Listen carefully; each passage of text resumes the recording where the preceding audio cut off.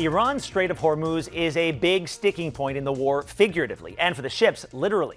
But what's that area actually like from a maritime standpoint? Sal Mercogliano is an associate professor of history at Campbell University and adjunct professor at the U.S. Merchant Marine Academy. Professor, thank you for joining us. Thank you for having me. From a maritime perspective, what are the challenges of navigating the Strait of Hormuz in peacetime and now?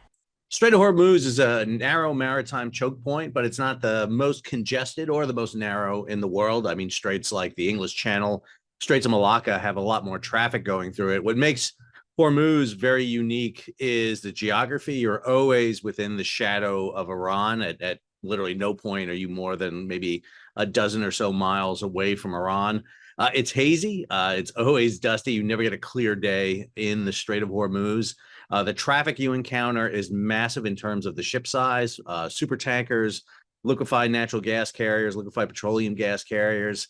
And then there's fishing boats everywhere. And dhows are always in the area. And then obviously the biggest one is the kind of the kind of consistent harassment you get from the Islamic Revolutionary Guard Corps, either in their boats, aircraft, or across the radio harassing you.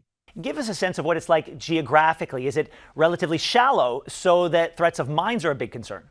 No, actually, the Strait of Hormuz is actually a pretty deep channel, somewhere between 60 and 80 meters deep.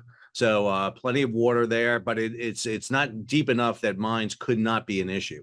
President Trump, in his cabinet presser late last week, mentioned a type of gift from Iran in the form of 8 to 10 tankers being allowed through the strait.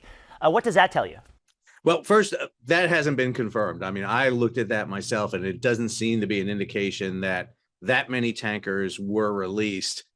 What's going on right now with Iran is kind of running the strait like a toll booth. They're letting ships both in and out.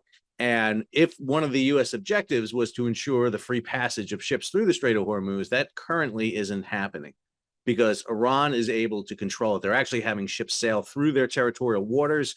And according to reports, maybe even paying a toll of up to $2 million US. What sorts of ships are getting through and from which countries? Well, we just saw, for example, 4 tankers come through. 2 of them were Indian liquefied petroleum gas carriers. One was a large super tanker going through that had been on the sanction list, so one of the dark fleet vessels, and another ship was heading to China. So these seem to be vessels not really in the employ of what we would call Western or first world nations. They're definitely heading over to countries that have an agreement of some kind with Iran in place. Give us your reaction to our Prime Minister's social post, in particular the last line that reads, Canada supports efforts to safeguard international shipping and ensure freedom of navigation. Well, I think this is a big issue for all nations around the world. What Iran is trying to do is assume control over a maritime choke point they have no authority to do. While Iran may border the northern half of the Strait of Hormuz, it's Oman and the UAE that border the southern half. And even the navigable part of the channel is not in Iranian territorial waters.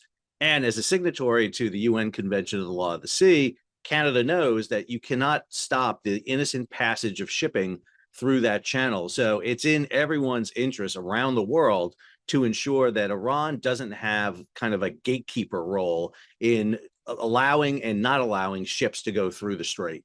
The UK Ministry of Defence has said the United Kingdom and France are chairing talks with over 30 nations to form a coalition to reopen the strait.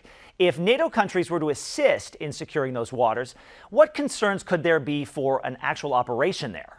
Well, obviously, the big concern would be safety, safety of the ships and safety of the ships they're guarding. We saw a similar operation take place after the United States conducted military operations against the Houthi in the Red Sea, where the European Union, through their Operation Speeds, came in and provided some convoying of ships of their nationalities. They didn't provide blanket convoys for all ships, but specifically focused on ships that were represented by the escort vessels. So I think if NATO was to set up some sort of escort or presence in the Strait of Hormuz, obviously there would be some issues about what ships would be escorted, what protection they would provide. The other issue, too, is it's not really just the Strait of Hormuz. The Persian Gulf itself is a very narrow gulf. All of it is within 50 to 100 nautical miles of Iran. Back in the tanker war, it was necessary for the United States to actually escort vessels all the way from Kuwait out to Oman. That was over 600 nautical miles. And with all of this happening, what are those crews on the waters worried about? Well, crews are obviously going to be concerned about their safety and welfare. Crews on board naval vessels, and more importantly, crews on commercial vessels, are really at the mercy of what Iran wants to do. We've had over 20 ships attacked over this past month, somewhere in the range of 8 to 11 merchant mariners killed. It has been deadly for commercial merchant mariners out there. And obviously, safety is going to be paramount. A lot of the threats that are out there, both in the guise of missiles and drones, both surface and aerial, and of course, mines, are kind of weapons that commercial ships have no defense against whatsoever. So they would have to rely upon either the Iranians not to attack or for commercial ships to provide the defense for them. Professor, thank you for your insight. Thank you for having me.